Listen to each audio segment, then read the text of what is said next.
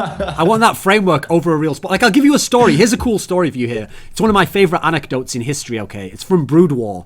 And a factor that they used to have in Brood War that I think Korea really missed a trick by not bringing into OGN, because it wasn't an OGN thing. Okay, in Brood War, they had, think of how OGN is now, where you had OGN champions season after season after season. Well, in Korean Brood War, crucially, you had two leagues. You had OSL, which was made by OGN, which was like OGN Champions is, but in StarCraft Brood War. But then you also had this other league, MSL, which was by NBC Game, a different TV channel.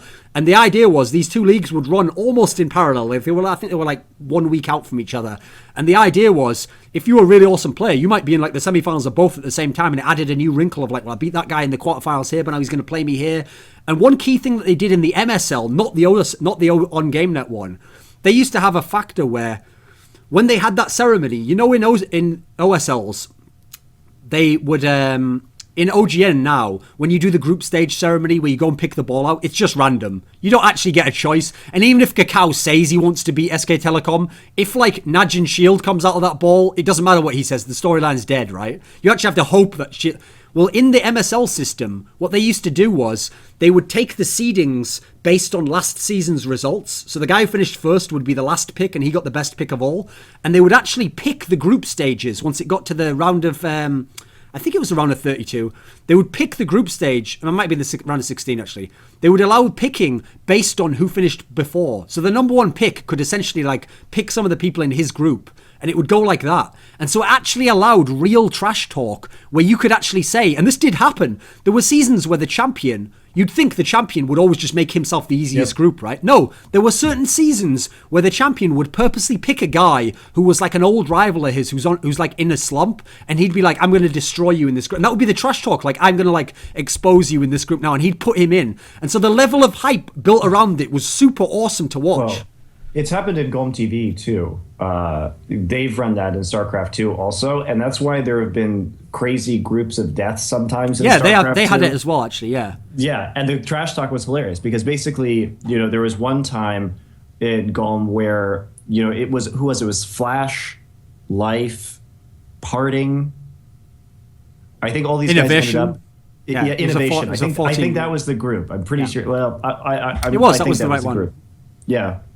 And it was because all of these top players like just kept picking all of the other best players into their group just because they were, it was like an ego thing where they're like, well, you picked me, so I'm going to pick this other top player and we're all just going to be in here together. Only two of us are leaving. It was pretty funny. Because the thing is, it also imbalances tournaments though. That's the bad thing about it, is if the players do shit like that, then sometimes like the round of 32 or the round of 16 is more exciting than like most of the rest of the tournament as a result. Okay, but I've got a caveat for you there, Monty. You were just able to name the players who were in a round of 16 group from a tournament a year ago that you probably can't even tell me who won that tournament. So they made it memorable, right? The storyline still... Whereas who the fuck knows who... Like, if I asked... Even if... I watched some StarCraft 2. There's a certain group... Well, I have a better memory, so that's a bad example. But there's a lot of players who couldn't tell you who was in the group of, like, the WCS Season 1 for Korea. This, you know, like, they don't know the round of 16 group. You don't remember that. So actually, the storyline is better with this scenario. But I'll tell you the anecdote. I forgot to tell you, actually. Here's the anecdote, because this shows the power of when this system can be awesome and why I like trash talk and why I think it would be awesome if OGN Champions had this system where, for example, if Ozone had won that season, they could have then just put Blaze in the group the next time, like, and we're going to beat you here as well and show you that you're not better. You know, they could have fucked with them. Here's the anecdote, because it's an awesome one.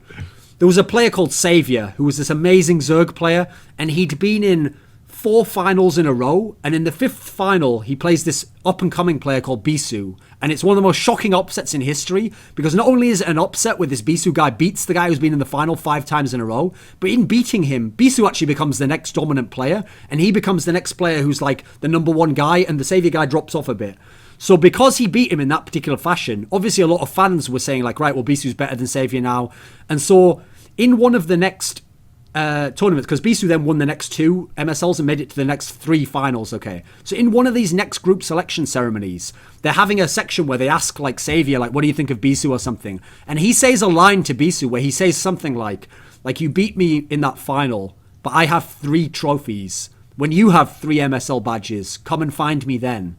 So here's what happens. You'll think this is an anime, that this didn't happen in real life, Monty.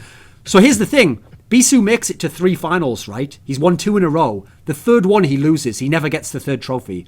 But 3 seasons later, he makes it to the final. He wins the pin. This is like a year odd later, right?